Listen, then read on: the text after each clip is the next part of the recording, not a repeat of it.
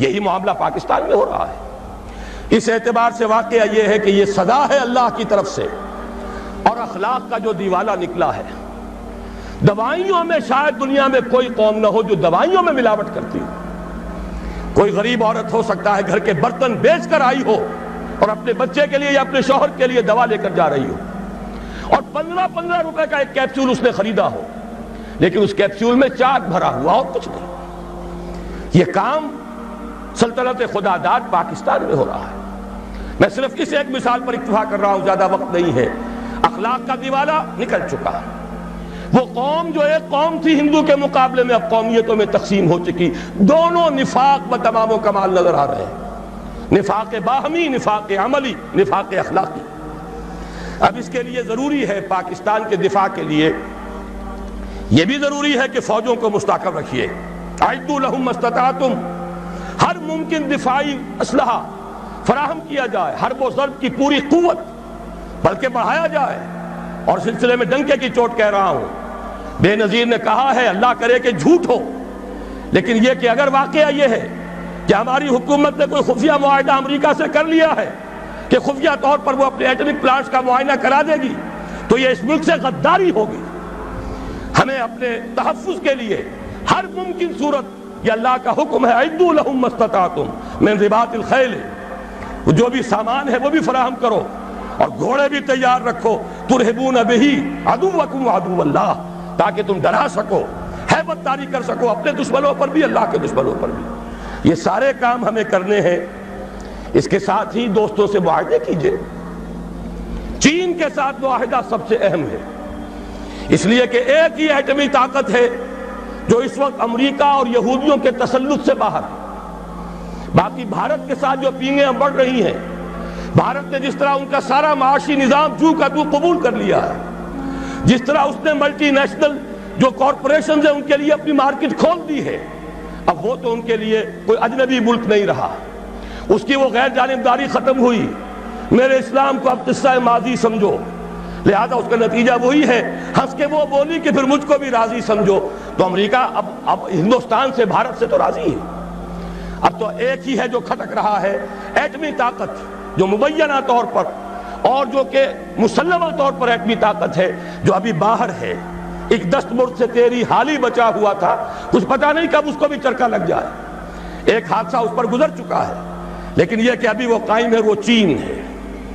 یہ تیری بربادیوں کے مشورے ہیں آسمانوں میں، ہمیں ان چیزوں کا شعور چاہیے، اور اس کے لیے اپنے دوست اور بھارت کے ساتھ ہر ممکن کوشش مفاہمت کی، اور وہ اسی طرح ہوگی کہ انہیں سمجھایا جائے کہ دیکھو اپنے اصل دشمن کو پہچانو، جو ہمیں آزاد تو کر گیا تھا مجبوراً، لیکن کشمیر کی یہ ہڈی پھینک گیا تھا بیچ میں کہ یہ غرائیں اور لڑیں ایک دوسرے کے ساتھ، اور کبھی بھی آپس میں ان کے مابین امن نہ ہو۔ ان کی ساری دولت ہم کھینچ کر لے جائیں، روس لے جائے بھارت کی دولت اسلحہ کے عوض، امریکہ لے جائے پاکستان کی پوری دولت اسلحہ کے عوض، ہماری غریب لوگوں کی کمائی، اس کا سب سے بڑا لائنس شیئر ان سپر پاورز کے پاس جاتا رہا۔ ایک دوسرے کا خوف، ایک دوسرے سے خطرہ، لہذا وہ کبھی ایک صاحب نے کہا تھا، بات بڑی پتے کی ہے، ہمارا استحصال اور پوری تھرڈ ورلڈ کا جو استحصال اس وقت ہو رہا ہے، اس کا سب سے بڑی ذریعہ یہی ہے۔ امریکہ کی سب سے بڑی صنعت ہی صرف اسلحہ سازی کی صنعت ہے، اور ہو کیا رہا ہے۔